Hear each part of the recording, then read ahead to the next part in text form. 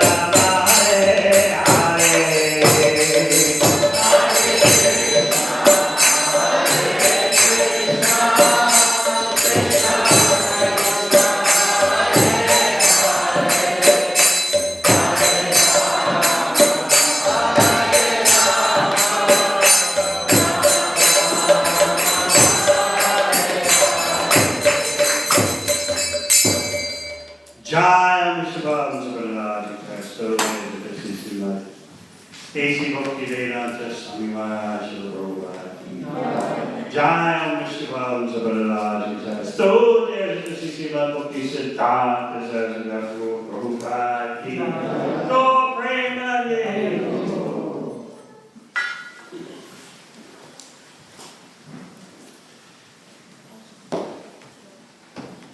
Hare Krishna. For the devotees who came later, please wear your mask properly.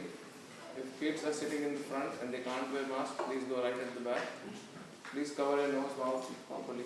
If you see a mask falling down, please lift it up straight away. Thank you. Om Namo Bhagavate Vasudevaya.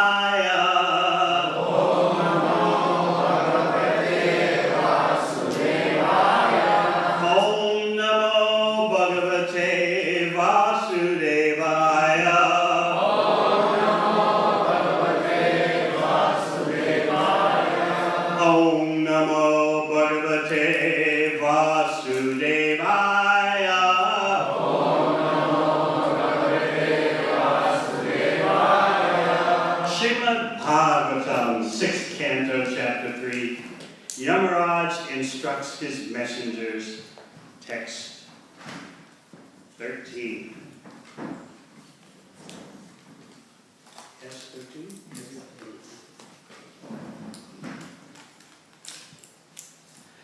Yona vivachi janam najaya.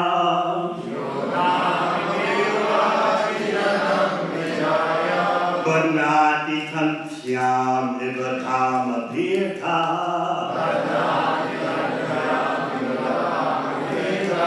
Yasmai valimta himena makarma. Nivanda bhaktas chakita vahanti.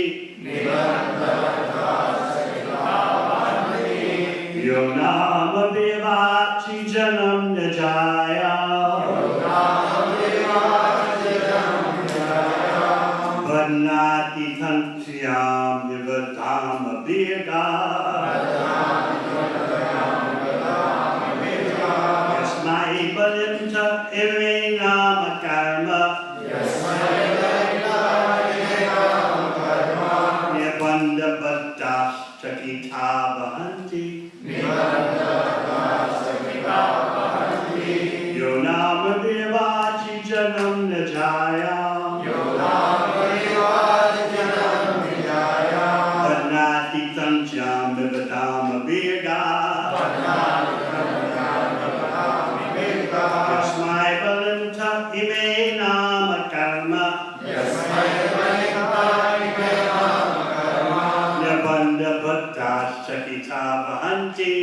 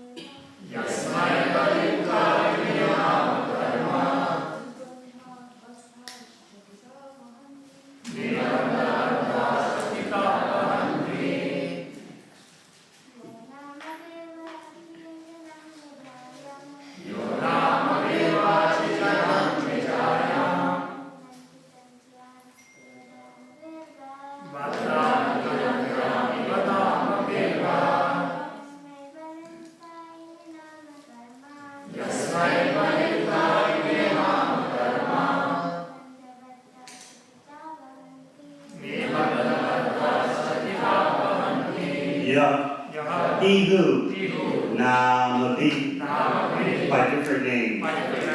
Vachi, to the Vedic language. Janam, all people. Najaya, which has emanated from himself. Padnati, binds. Tantriyam, to a rope. Iva, like. Damati, by cords. Ga, bowls. Yasmai, unto whom. Balim, a small presentation of taxes. Te, all of them.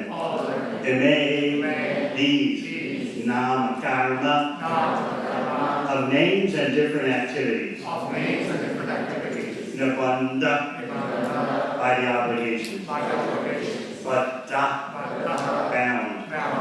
Chakita, being fearful. Vahanti, carry. Translation. This is Yamaraja speaking to the Yamadutas. Just as the driver of a bullock cart ties ropes through the nostrils of his bulls to control them, the Supreme Personality of Godhead binds all men through the ropes of his words in the Vedas, which set forth the names and activities of the distinct orders of human society: Brahmana, Kshatriya, Vaishya, and Shudra.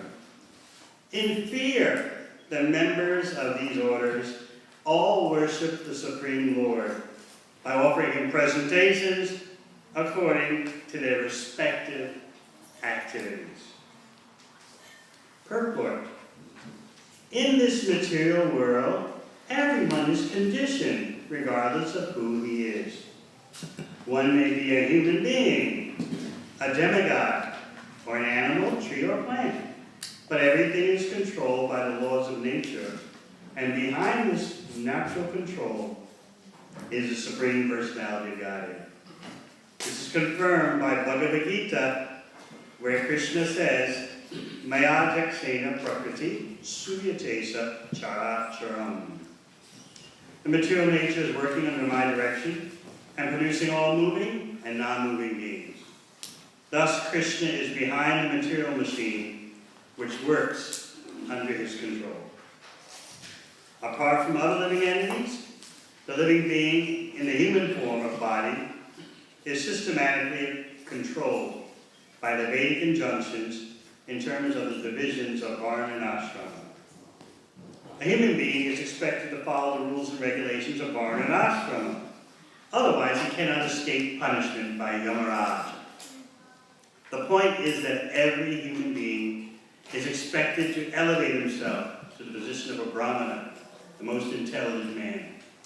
And then one must transcend that position to become a Vaishnava. This is the perfection of life.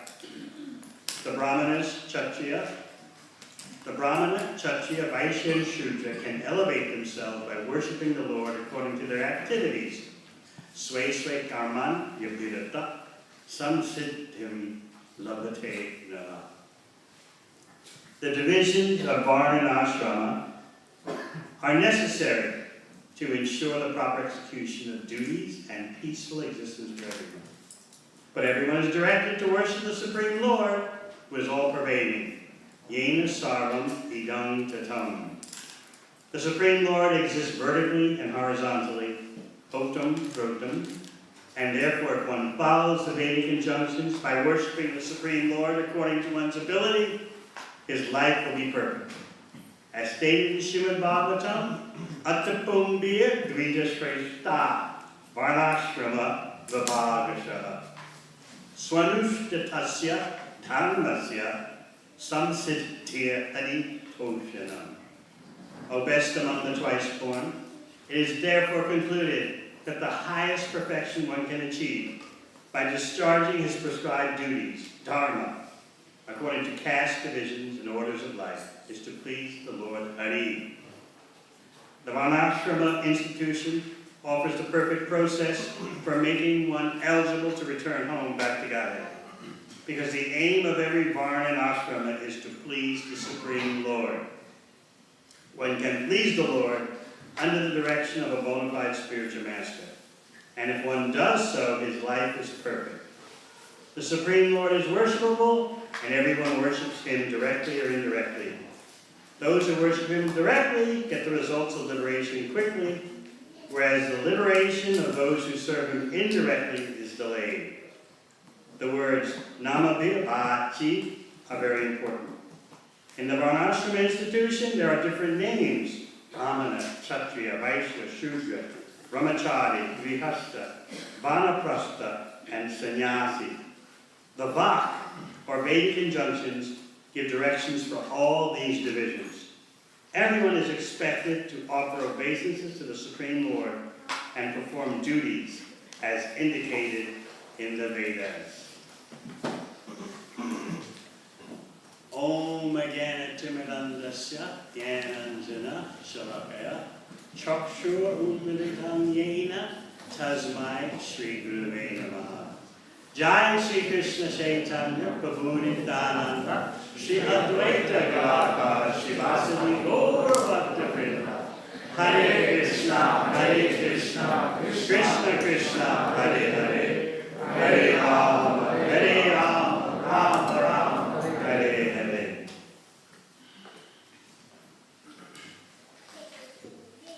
Yamaraj is addressing the Yamadutas, who have come to him feeling anger and despair.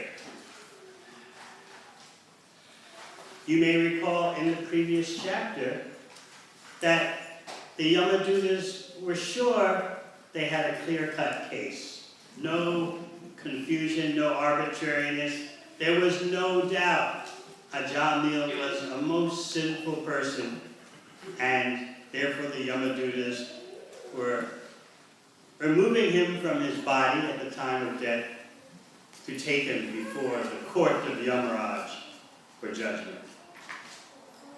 And then, as you recall, because Ajamil, at the last moment, said the name Narayana, addressing his son in fear, still, because he chanted at the last moment. And he also managed to chant without offense. He wasn't chanting to cover his sinful activities. Because of that, the Vishnu Dutas came. So we need to focus on the reaction of the Yamadutas. First of all, remember they studied the Vishnu Dutas. They looked at their features, their body, their behavior, and they said, you obviously are highly elevated beings. Are you demigods? Are you upadevas, sub-demigods? Or are you siddha sattama? Are you servants of perfect persons? We can tell that you're extraordinary. We see your beauty, four-handed, looking just like Vishnu. Because the Vishnu Dutas have the liberation of Sarupya. They have the same form as the Lord of Vaikuntha. So the Yamadutas are taking all this in. And they're astounded. Whoever you are, you're extraordinarily saintly persons. Why are you impeding us in our duty? Why are you stopping us from executing in a situation that's so obvious? There's no doubt about Ajamil. There's no gray area whatsoever. You know the activities of Ajamil. We don't have to repeat them. So, stunned, the Yamadutas are expressing their shock. And the Vishnu Dutas are also surprised. Who are you guys? Don't you understand the way the world works? Each side is thinking, who are you? Don't you understand the way the universe works? So the Yamadutas are sure, and actually, from one point of view, speaking on one particular level, the Yamadutas are right. So you have to appreciate the dynamics of the situation. The Yamadutas are correct. When you look at the situation through every lens except the extraordinary lens. And what is the extraordinary lens? Chanting of the holy name. That chanting of the holy name, even once, takes the whole situation into another dimension. So, yes, the Yamadutas were correct, But then again, because of this extraordinary dynamic, they were wrong. And the Vishnu Dutas knew that. What is this nonsense you're speaking? That a Jamil is fit for you to take to the court of Yamaraj. How can you speak such unintelligent words? So then a whole discussion entails, in which both the Yamadutas and Vishnu Dutas speak to each other. And now, thwarted in their mission, the Yamadutas are reporting to Yamaraj. So this is a real action-packed drama here. You're getting to meet so many extraordinary personalities. You're getting to meet the Yamadutas. You've heard the history of a Jamil, and you're getting to meet the Vishnu Dutas. And now we're at the court of Yamaraj. And so the Yamadutas are reporting at what is happening. We're your servants. Do you mean to tell us that you don't know what you're doing? Do you mean to tell us that your order can be violated? What kind of master are you? So the Yamadutas were feeling anger as well as despair, because they said, never has this happened before.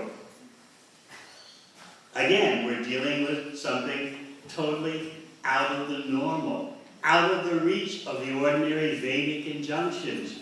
From the viewpoint of the Vedas and the ordinary prescriptions for human behavior, the Yamadutas were right. But because of the chanting of the holy name of the Lord, the whole situation went into another dimension. So now the Yamadutas are expressing to Yamaraj their despair. They were practically, the Acharyas say, ready to commit suicide. So try to understand their emotions. There was anger, there was disappointment, and there was also despair. And they were actually blaming Yamaraj. This is how bent out of shape they were. You know that in any kind of cultured setting, the juniors don't blame the elders. But the Yamadutas felt so devastated that they were actually blaming Yamaraj. What kind of master are you? We're your humble servants, carrying out your order, but your order has been thwarted. Is there something wrong with you? There must be. So they're actually being disrespectful. But Yamaraj is very tolerant. And Yamaraj is welcoming the opportunity to re-emphasize what the Vishnu Dutas had already told the Yamadutas about the principles of real Dharma. So what you're going to see in this chapter is Yamaraj underlining what the Vishnu Dutas have already said. The Yamadutas are bewildered, and they're asking Yamaraj, is there another controller besides you? How can there be more than one ultimate judge? If that's the case, there'll be mayhem, there'll be confusion. One judge says, punish him, the other judge says, set him free, or you just don't know what's going to happen. One judge says something and cancels out what the other judge says.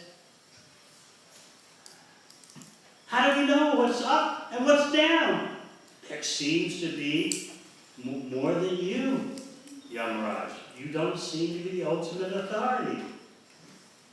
And actually, Yamaraj is glad to assert, I am not the supreme authority. He's glad to make that point. The Yamadutas told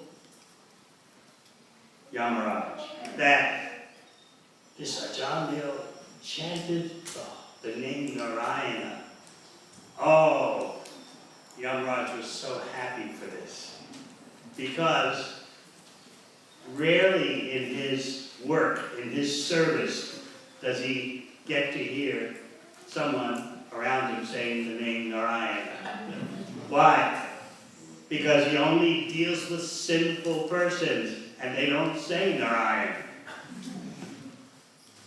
So, the Yamadutas wanted to know, well, who are you actually in charge of? Aren't you the ultimate?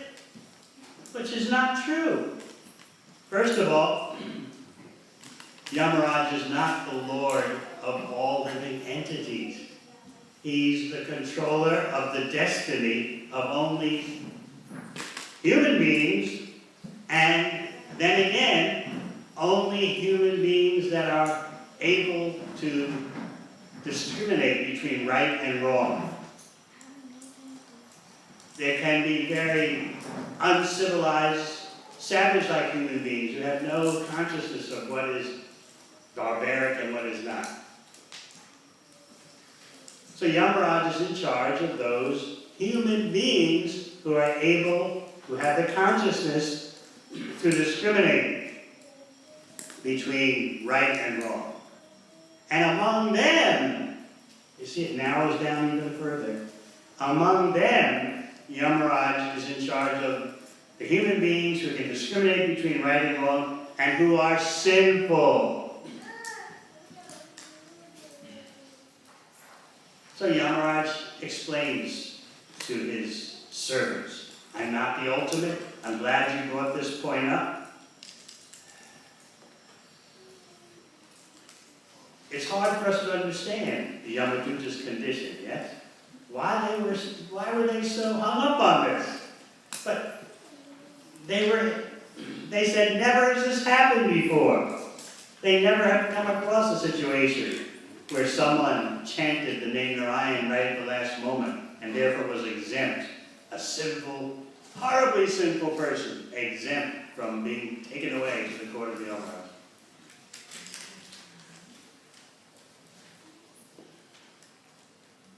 They were so upset that they were being disrespectful to Yamaraj, one of the 12 authorities on devotional service. What's the use in our being your servants? What kind of master are you? Your order, your will can be violated so easily?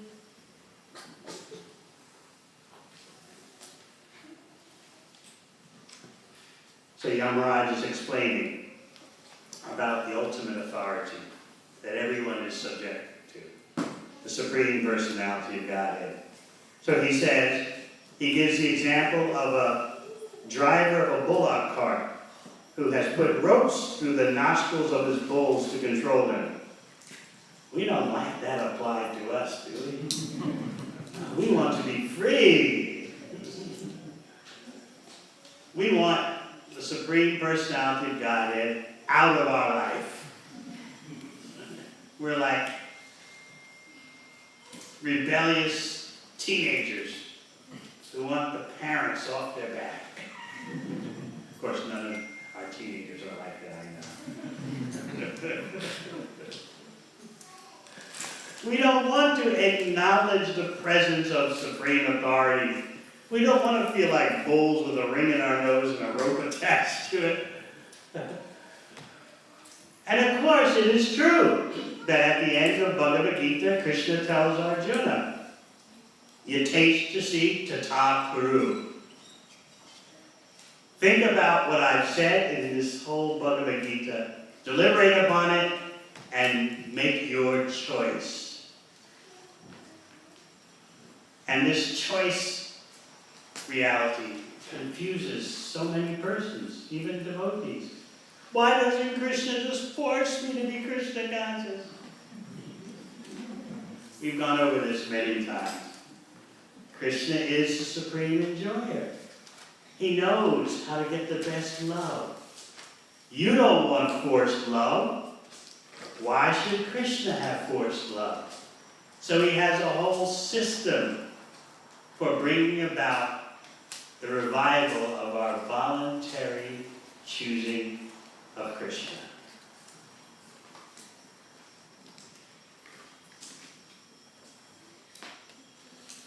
So again, let's think of this example. The bull with the ring in the nose and the rope attached, and the driver is controlling the bull in that way.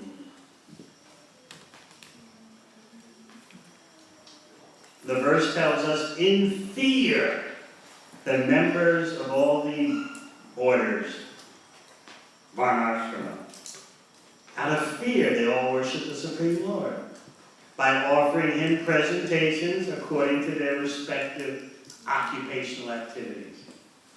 Now keep in mind this verse and purport have a lot about varnas and ashrams. Why? Because the varnashrama system is the most advanced and scientific system for organizing human society. And the Bhagavatam is not going to let you forget that. What does Krishna explain in Bhagavad Gita? Chapter Varnam Mayastristam, Gunakarma Vibhagasha.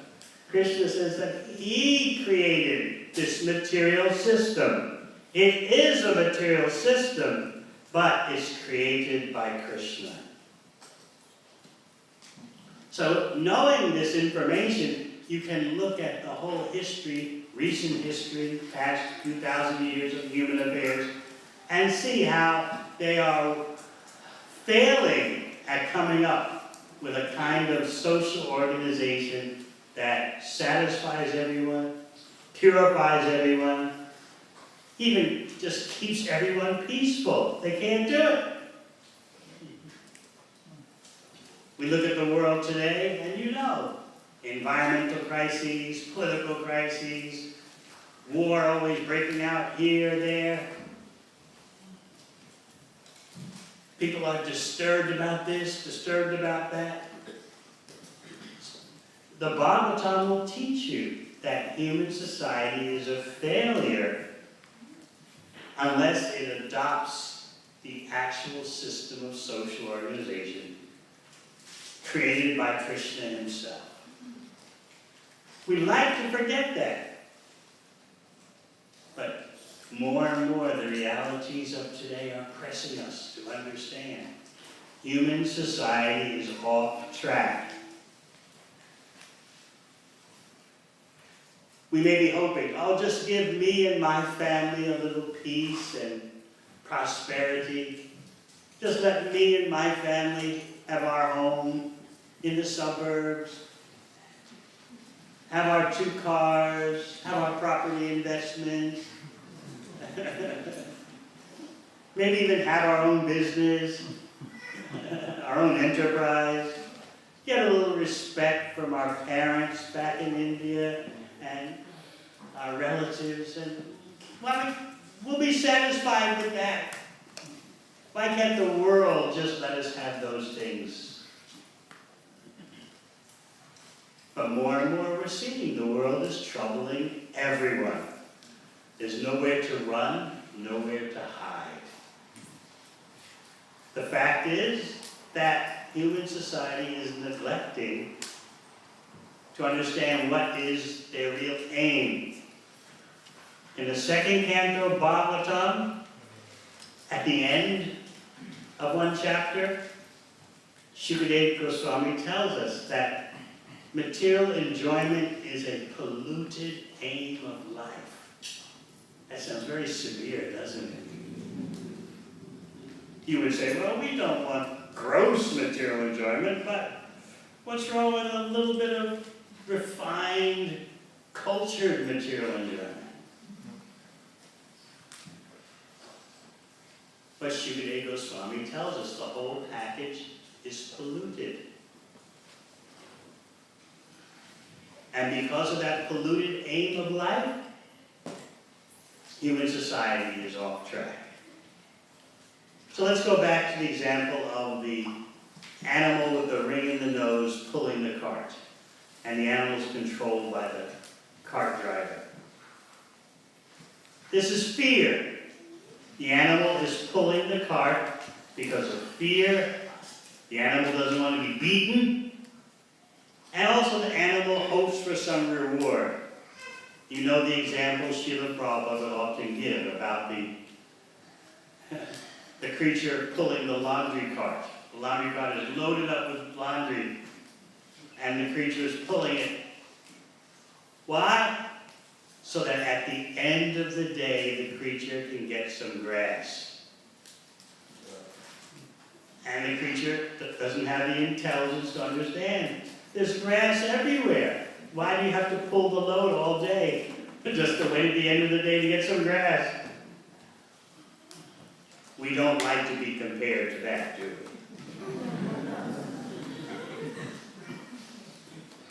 But sometimes you have to ask yourself, what are you working so hard for? What are you trying to achieve? Everyone says, well, money. It's not simply money, it's also respect. You want to be known as having some stature. Social respectability is very important. And the hope for security never ends because we live in an insecure world.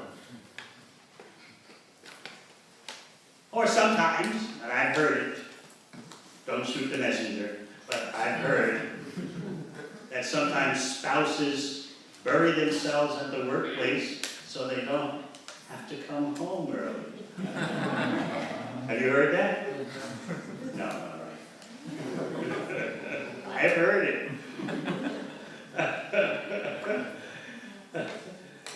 How one spouse is happy to have a long day at the office because then he or she can delay coming home.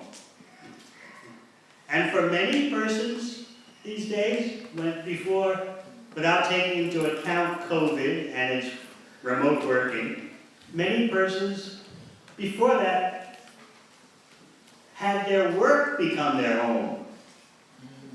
Home life was secondary, work life was primary. Your main place where you spend more time is the workplace. That was before COVID, and remote work is changing everything. We'll see how long that lasts. So the whole point of all this work is what? That you have to ask yourself. Just like you would expect the creature pulling the laundry cart, or whatever kind of cart, loaded with whatever. The creature is doing this, and we have to think about it, just to get some grass at the end of the day.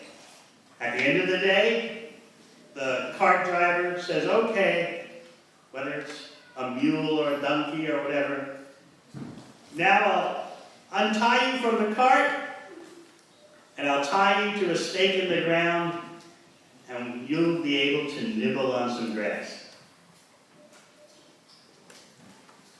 And then, the next morning, back to work, back to being hitched to the cart.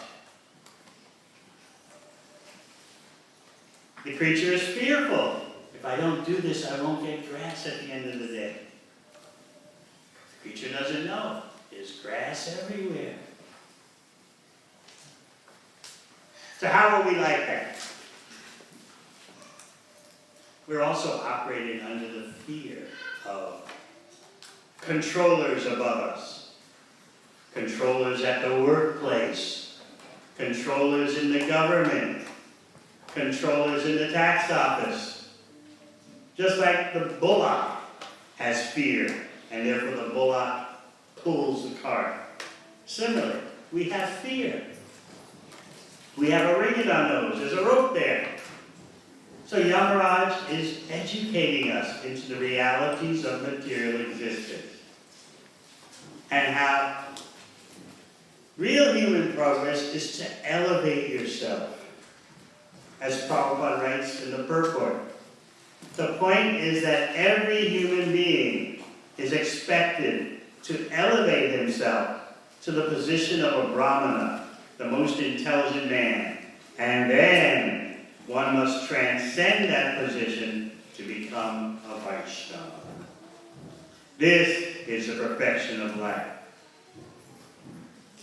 So you hear so much about the various occupational divisions and social divisions: Brahmana, Kshatriya, Vaishya, Shudra, Brahmachari, Grihastha, Vanaprastha, Sannyasa, because that's the real human system for elevation.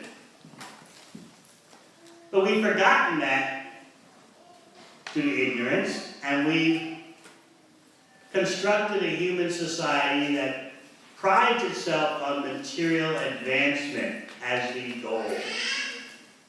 Material advancement as a goal, all for material enjoyment. But the laws of nature are very relentless. The result of this polluted aim of life is that the more we strive for material advancement, the more the laws of nature punish us.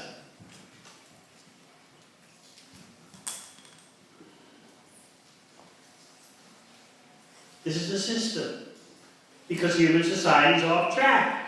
So even though it's trying for material advancement and glorifying material advancement, it's being put more and more in the path of punishment by the laws of nature. The laws of nature, in effect, are saying, we don't care about your technological advancement. You're off track. And what do we say? We care about our technological advancement. That's the track. So now you see where all the tension is coming from. All the anxiety is coming from. There's a massive disagreement on what is the aim of life. And now we're seeing the results of our standing up to material nature and presenting forcefully, enthusiastically, energetically another aim of life, which the laws of nature are rejecting. So we get to learn all these things through Yamaraja's re-emphasizing what the Vishnu Dutas have already said. He's re-emphasizing that to his bewildered servitors who want to know, are you or are you not in charge? Are there other judges? Are there other controllers besides you? If there is, then we got a big problem. There'll be just confusion in awarding the appropriate punishments to the sinful living beings. So Yamaraj, as I said, is happy for this opportunity to clarify his situation. He's actually you can see he's being very sober and self-controlled. His own servitors are disrespecting him. But he takes the essence, the good side of the situation. You want to hear about ultimate Dharma. All right. And by the way, in your presenting the case history of Ajamil, you said that he chanted the name Narayana. You mentioned the name Narayana. How rare it is in my work that I get to hear that. I thank you. See, completely different perspectives are going on here, according to where you're at, according to your bhakti. The Vishnu Dutas will come again. Ajamil will get the opportunity to become more fixed on the Supreme Personality of Godhead. He'll get extra time to do that. And then, when the fruit has sufficiently ripened, the Vishnu Dutas appear again. This time Ajamil is at Hardwar. He left home his sinful home, and he's in Hardwar, performing austerities and fixing his mind on the Supreme Personality Godhead. And when he's reached a sufficient level of bhakti maturation, the Vishnu Dutas come back and they take him to Vaikuntha. So I've been studying, especially in Brihad Bhagavatamrita, which I hope everyone who has sufficiently studied Bhagavatam and Chaitanya Charitamrita has the opportunity to read. There, in the purports taken from Sanatana Goswami, we hear that the Vishnu Dutas are always coming. How do we see that?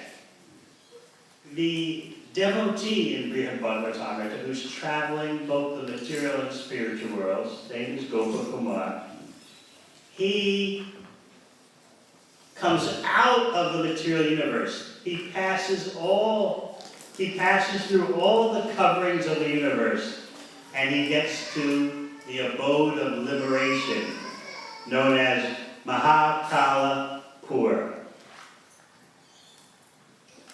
This abode, which is outside the shells of the universe, is presided over by Lord Mahakala, who's generally, basically speaking, Mahavishnu.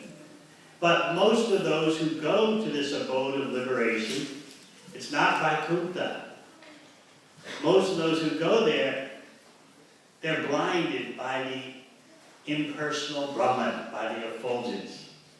Gopa Kumar was able to see Lord Mahakala sometimes with form, and then at other times the formlessness overwhelmed him. And Gopa Kumar was feeling, being drawn into merging into Lord Mahakala, because this is the abode of liberation. Sayuja. It's not Vaikuntha. It's outside the material world, but it's not the spiritual world of Vaikuntha with relationships and variegated. So Gopa Kumar didn't feel comfortable there because he's a Brijvasi. He's a Goloka Vrindavanite. But he's showing us the various aspects of existence. So now he's in Mahakala Pur, outside the material universe. And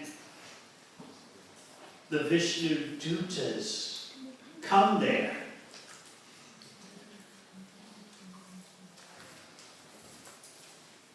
What happens is that Gopa Kumar is in this Mahakala Pur, and Lord Shiva and his entourage, including Parvati, happen to stop by.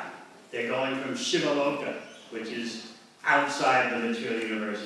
They're going from Shivaloka to Kailas in the material world, because Lord Shiva has a great relationship with Kuber. So they stop by Mahakala Pur, and they're talking to Gopa Kumar.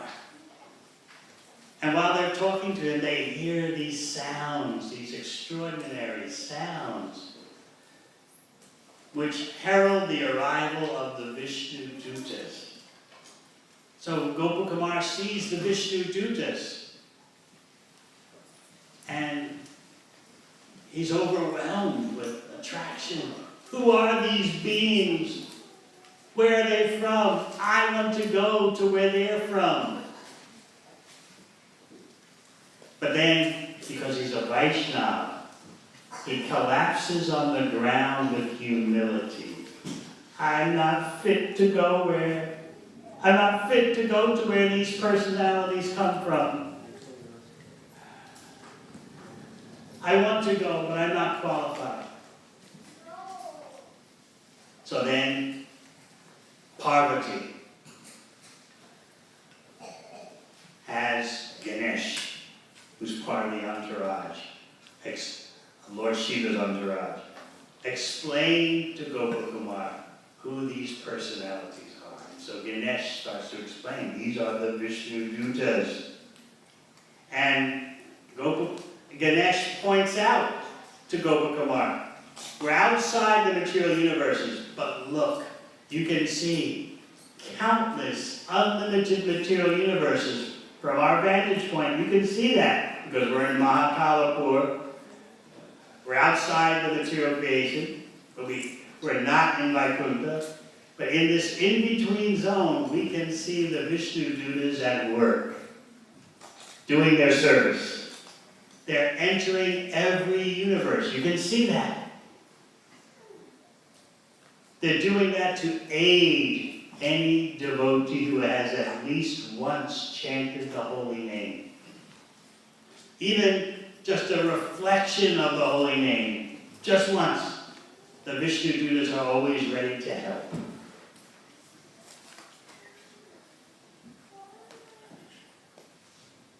So Sanatana Goswami in his commentary explains that devotees just want to offer their service to Krishna without any impediment, without any obstruction. To help them do that, the Vishnu Dutas arrive. And so Gopakumar had this vision. He could see from where he was situated countless Vishnu Dutas entering countless universes.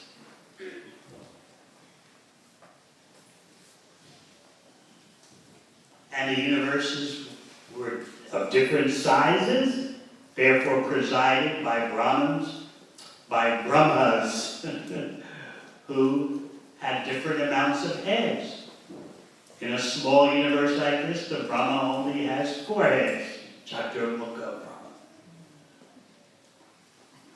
But Gopakumar could see Brahmas with 8 heads, 16 heads, 32 heads, 64 heads, on and on and on. All these different sized universes, but in each one he saw the Vishnu Dutas entering. So this is real security for the devotee. To know that because we're in the material world, there are always obstructions and impediments, yet there's also always help. Whether we see that or not, according to our development in bhakti, according to our advancement in bhakti, we may see or we may not see, but the help is there.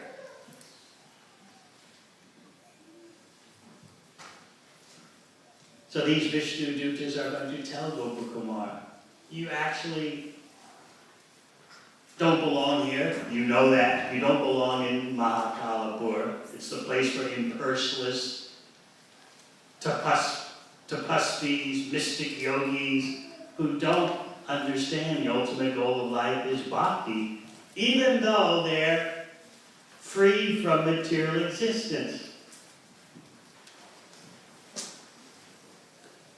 You don't like it here, Gopakumar. You're feeling the whole pressure of merging, because that's really what goes on in this place. Sometimes you're able to see the form of Mahakala, Lord Malakala. Sometimes you're not. You're meant to be serving Giridhari, Govinda, Gopal, Gopinath. So the Vishnu Dutas are going to, so to speak, move Gopakumar on. They're going to tell him, go back down to earth. You were born in Braj. Go back to Braj, and we'll take things from there.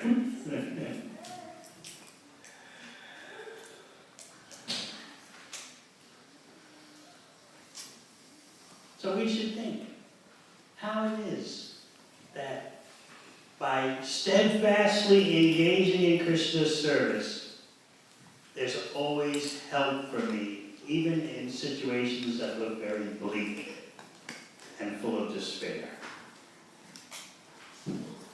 There's a team, a Vaikuntha team, especially deputed to help devotees. Now, often we don't see that. We see devotees undergo situations which look very painful, very calamitous, but we don't see what goes on in their inner consciousness. People don't see the Vishnu Dutas. Gopakumar was able to. Ajamil saw them in his unconscious state at the time of death. So it's so wonderful to learn the whole transcendental system. So that's why Parvati, who's accompanying Lord Shiva, tells Ganesh, let Gopakumar see what's going on. Let him see the Vaikuntha teamwork that enters even into the material world. So Gopakumar, as we said, saw countless universes and countless Vishnu Dutas entering into those universes.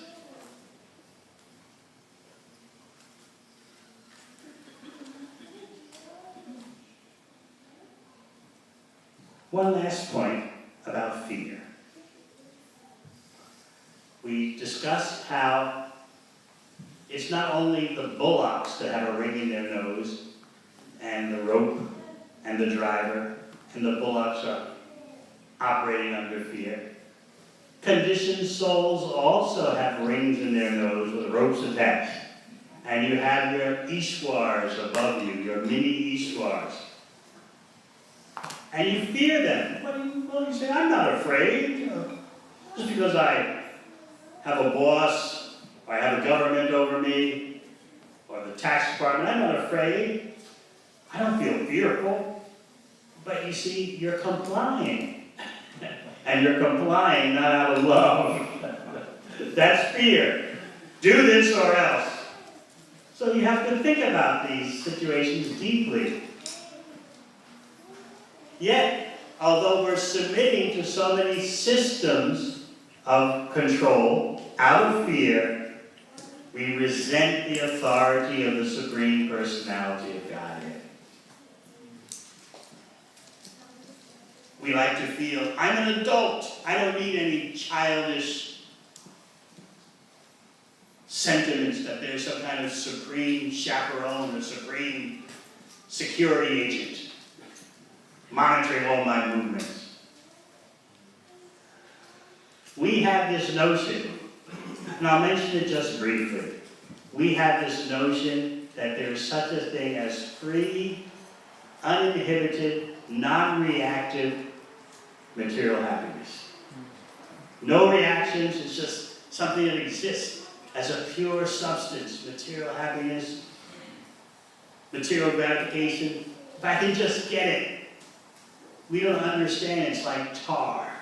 You ever get any, sometimes in India you get some tar on your shoes and you carry it onto your clothes or something. It's so impossible to get out, you know. Maybe you sat on a rickshaw or something and you got some black tar on your clothes. This happens, right? You can't get it out no matter what you do. You practically have to rip the cloth to try to cleanse it. So material involvement is like that. It's sticky stuff. It's like tar. But in our mind, we imagine it's pure, it's unentangled, it's not subject to reactions, or maybe a little bit, but nothing that I can't handle. I was walking at the beach the other day, and I was studying one little dog who its master had allowed to get ahead. And the dog was happy. You can see the dog was having such a good time, running here, running there, running into the water, paddling in the water a little bit, running back out on the beach. The dog was in delight. But what's going to happen sooner or later? Back on the leash. So we're like that. Oh, I'm on a good wicket. Oh. I got a promotion. I'm set up.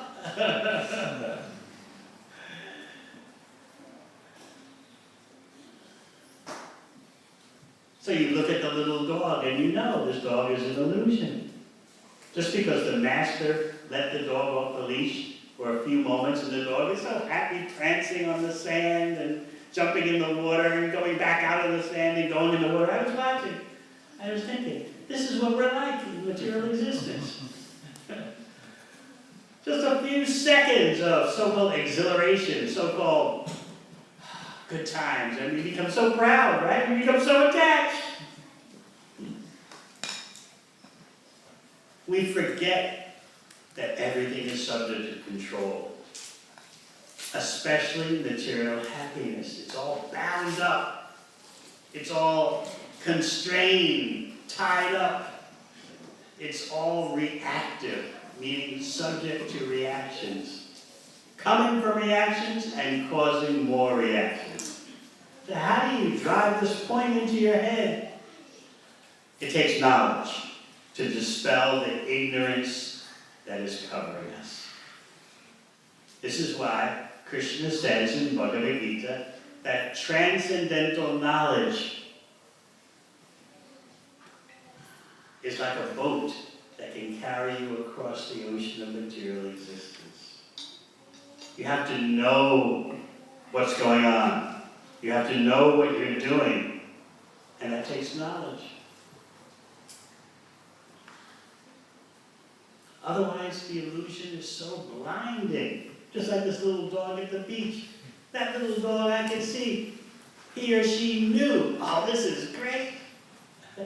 How could you say such a creature is not conscious? Oh, I could see the dog's face. I was on the pier, so I was looking down, and I could see the dog actually had a smile on its face. The tail was wagging. I'm off the leash. There's water, there's sand, I can run here, run there. It was just zooming this way, zooming that way. No fixed agenda, but just, I'm free! I'm happy! I'm finding happiness within myself. So I was thinking, this is what we're like. We're bought off so easily.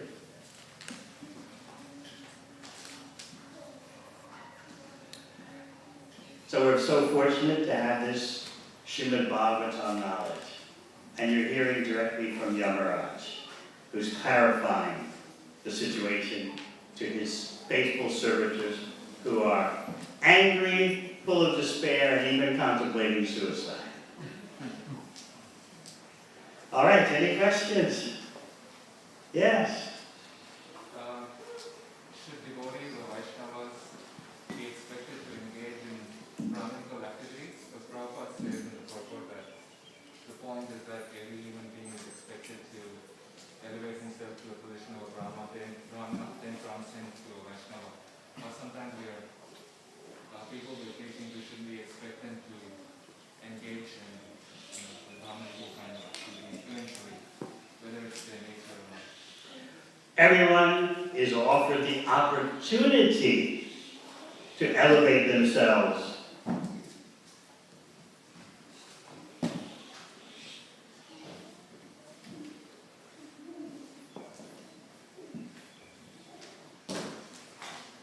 Brahmana has 6 duties: to study the Vedic literature and teach others the Vedic literature, to worship the deity and teach others how to worship the deity, and to receive charity and give charity. When all that is done directly in relation to Krishna, then you have a Vaishnava Brahmana.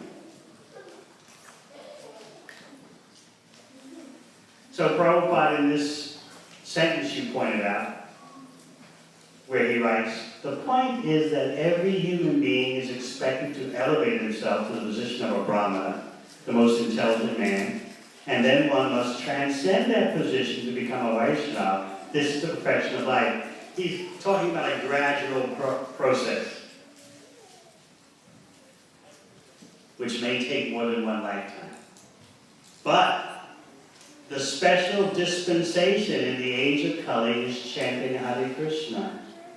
For those who seriously take to the chanting of Hare Krishna, their progress accelerates beyond what you normally read about in the Vedas. So this is another instruction of Yamaraj that he'll make.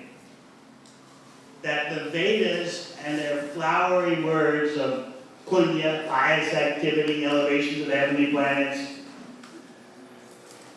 they can be bewildering, as Krishna says in the Gita, because you think this is the ultimate, when actually just one effective chanting of the holy name far surpasses all these Vedic rituals and yajnas and austerities and penances and pious activities. So we're offering a chance for everyone to dedicate themselves to chanting Hare Krishna.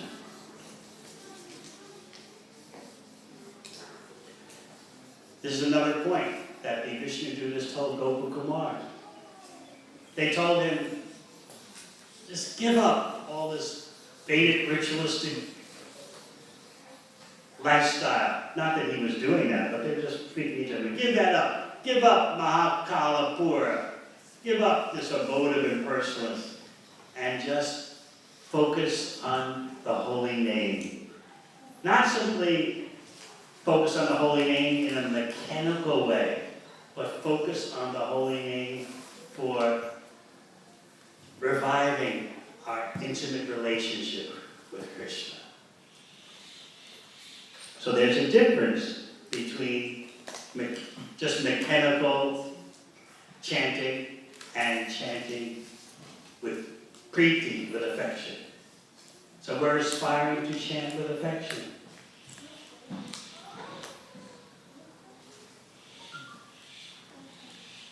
So there are different stages of chanting.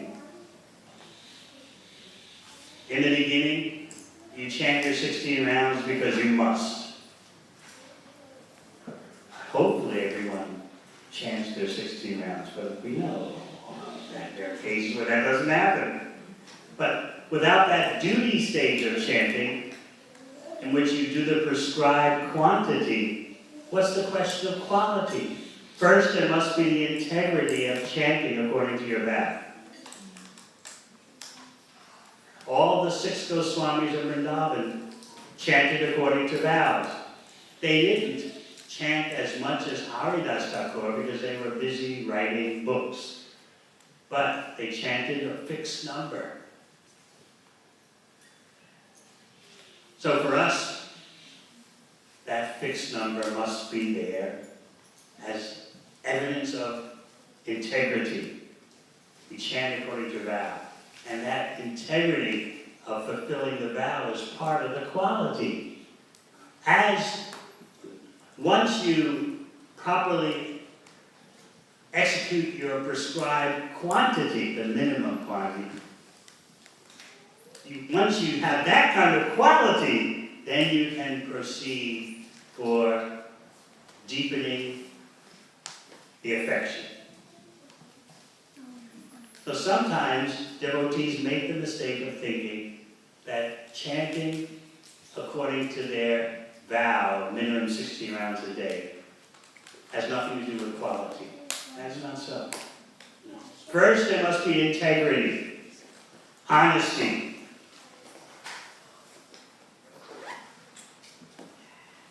And then you can move into deeper quality,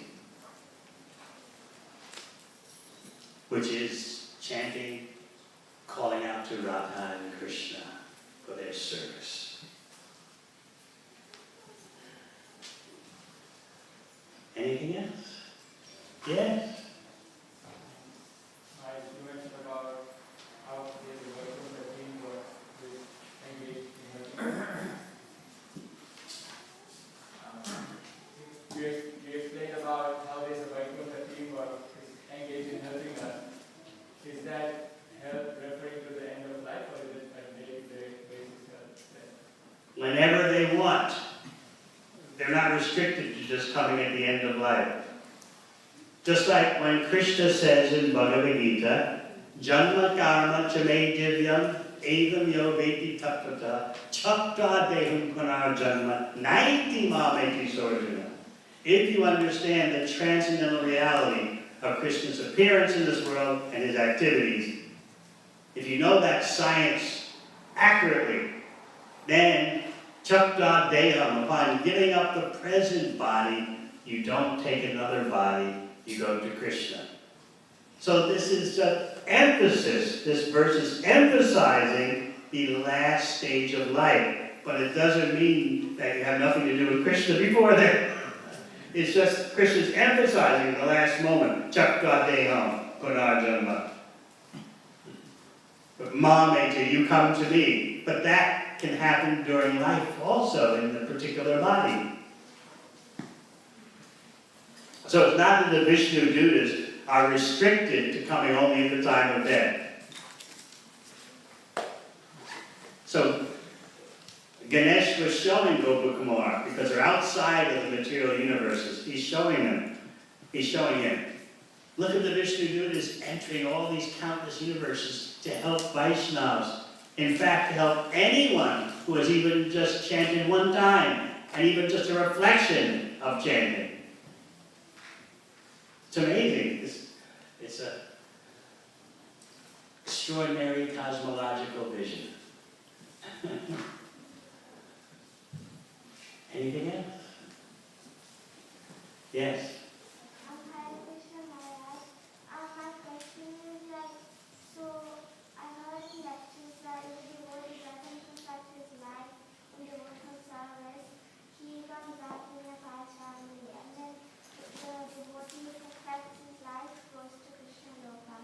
So, who decides like if they go to Krishna Loka or to again?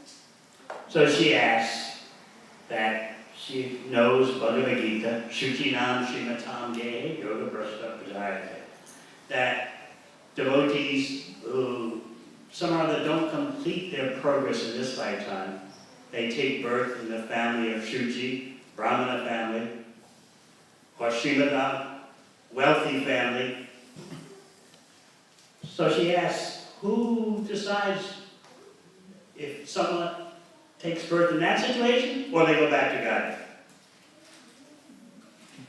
So you took birth in a devotee family? So you want to know who decided? What, you're looking for something else?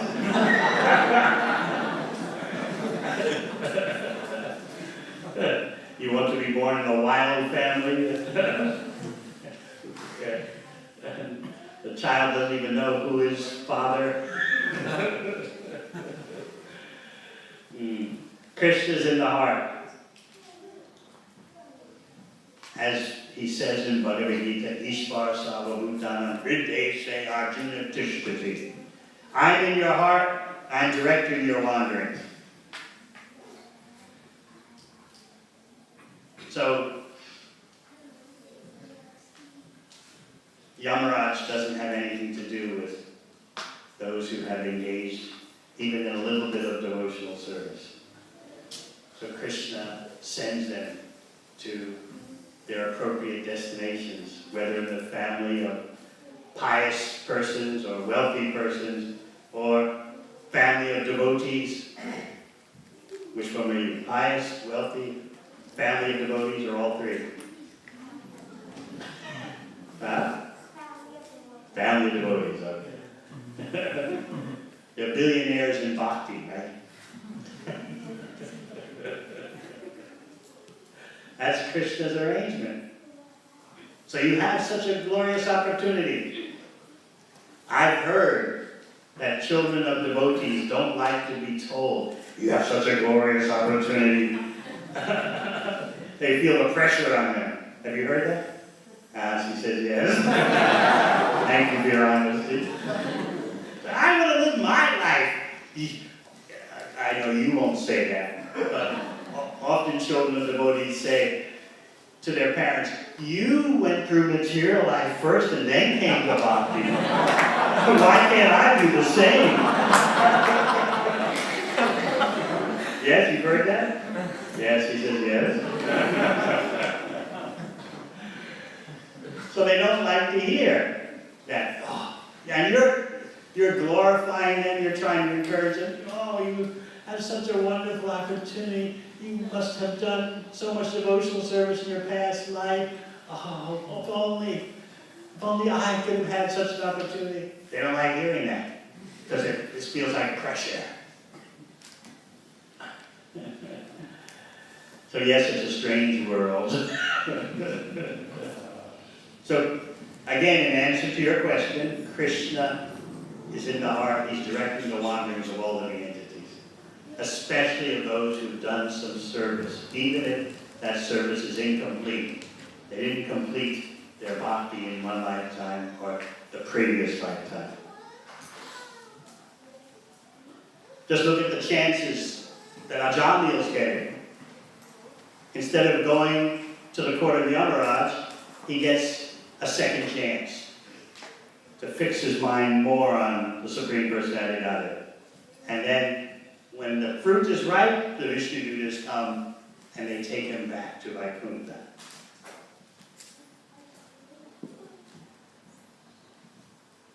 So you have your chance now. We'll watch and see what you're going to do. How old are you now? 10. Soon you'll be a teenager. Are you looking forward to being a teenager? No. Why not? So you're going to be like the 4 Kumaras and keep yourself always youthful.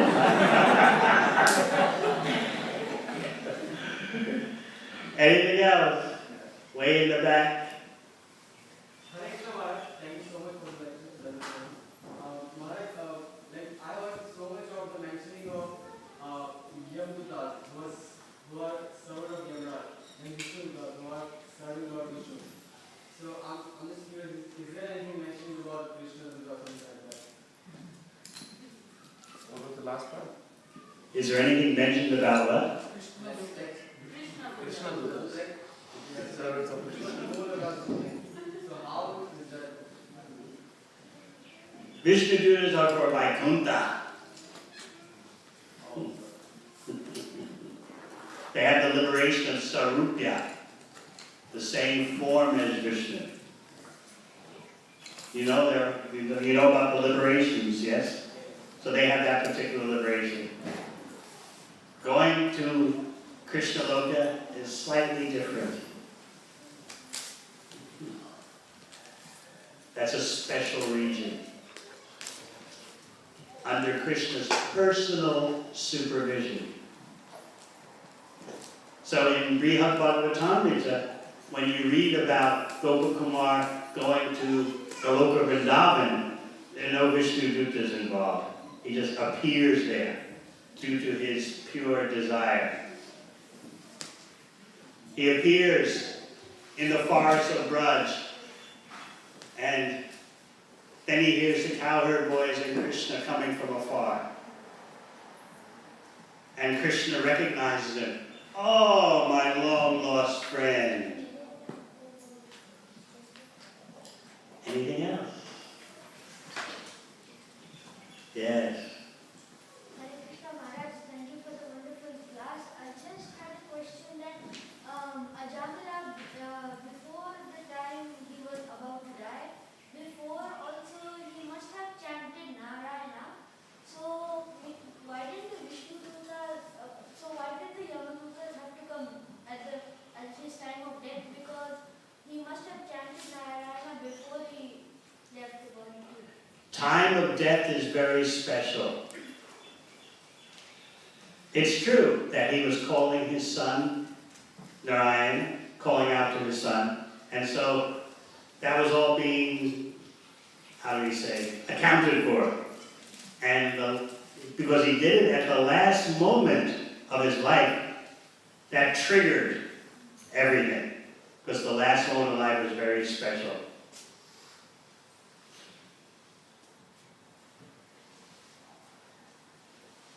As Krishna explains in Bhagavad Gita.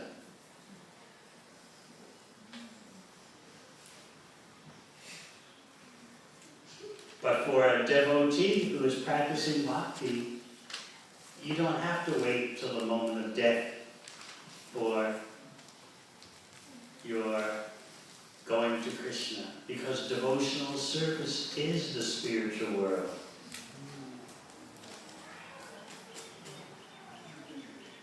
I was reading how earlier in the 6th canto, Srila Prabhupada writes that for one who steadfastly serves Krishna through this Krishna consciousness movement,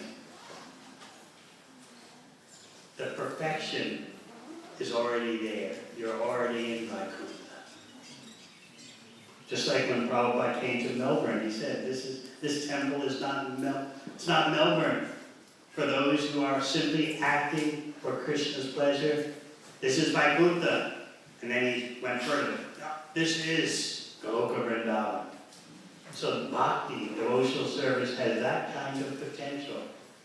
There's no difference, as you read in the very end of the 2nd chapter of Bhagavad Gita, in the purport. There's no difference between devotional service and the kingdom of God. This is the realization we're aspiring for. Yes? Maharaja, with the Vishnudutas, they are entering the different universes. In what way are they helping the living entities there, and in what way are they helping us in this universe? As I explained, life in this material world is full of obstacles and impediments. That's the only thing a real devotee is afraid of. I don't want my service obstructed. I don't want my devotional service impeded. So when those kind of situations arise, for such a devotee whose only fear is, I don't want my service interfered with, I don't want my service blocked. For that kind of devotee, the Vishnu Dutas help.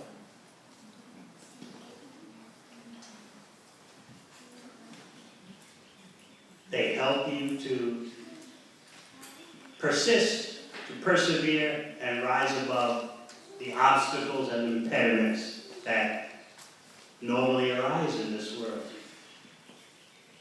So they're not just waiting until the time of death. Of course, a devotee has to have the knowledge and realization to understand that help, because you won't see the Vishnu do this. But this is the exquisiteness, the wonderfulness of what Ganesh is showing Gopakumar. Look at all these universes. See all the Vishnu Dutas entering within them to help devotees.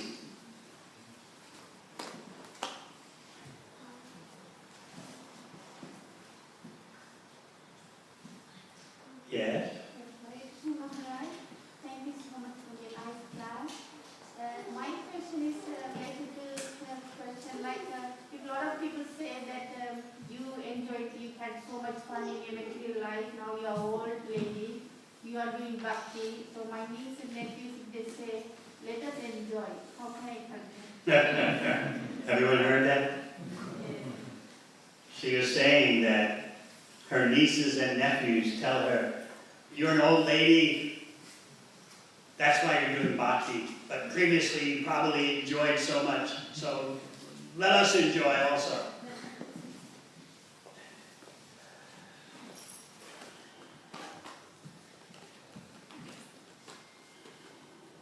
You can tell them that devotional service is so precious that it shouldn't wait for anything.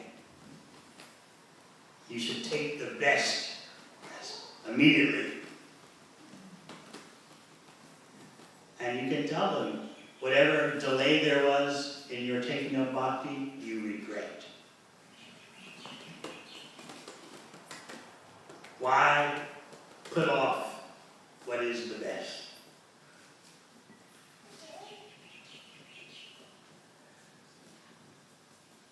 If they're so materially inclined, you can give them a material example.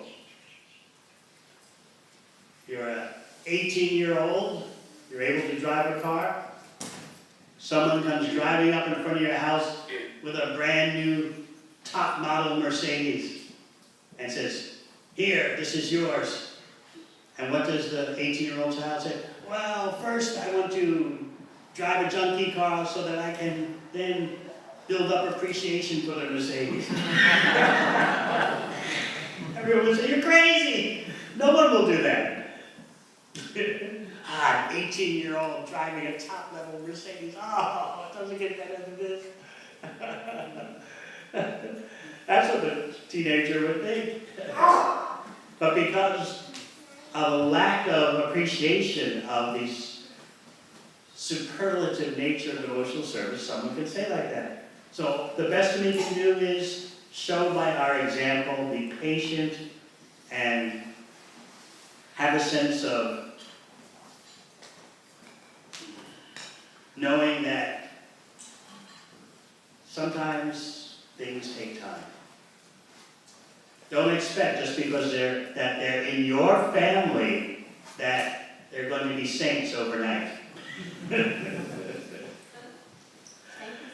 That's a beautiful example. Thank you, sir. Way in the back, yes?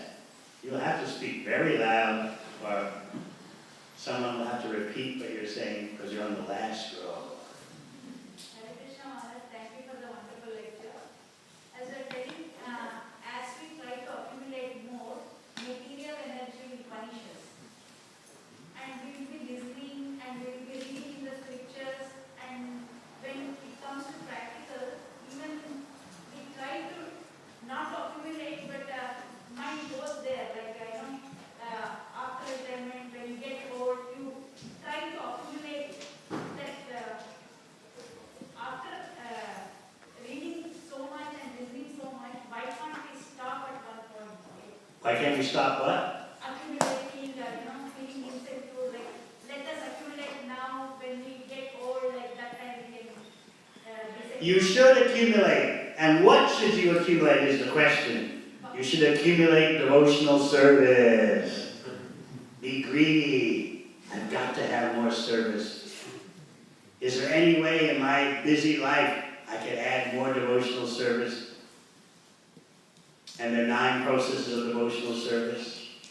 Or looked at another way, what does the Bhagavatam say? Pranaya, artaya, diya, vacha. You can give all your life's energies. You can give your wealth.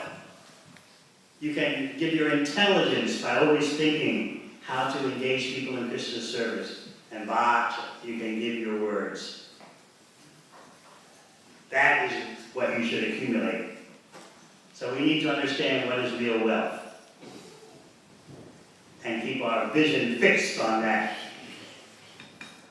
The prize that we keep our eyes fixed on is devotional service.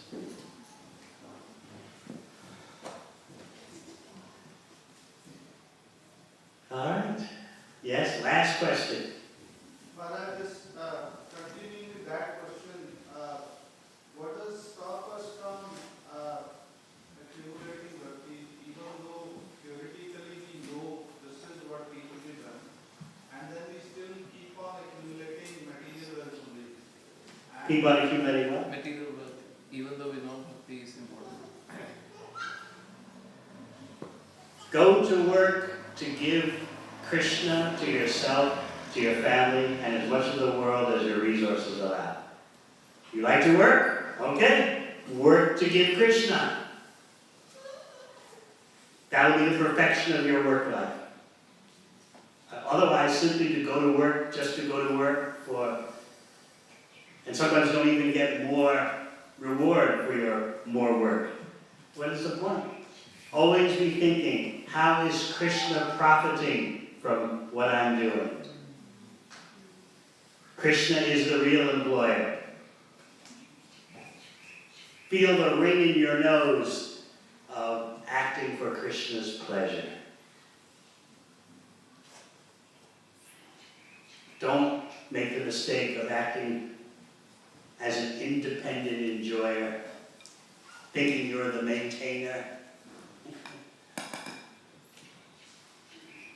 Think about that little dog at the beach. In its own bubble. The little dog was in its own little world. But you with knowledge know better. Similarly, base your life upon knowledge and always be thinking at every moment, how can Krishna get pleasure from what I'm doing? At home, at work, and then your life is successful. Thank you very much. Hare Krishna.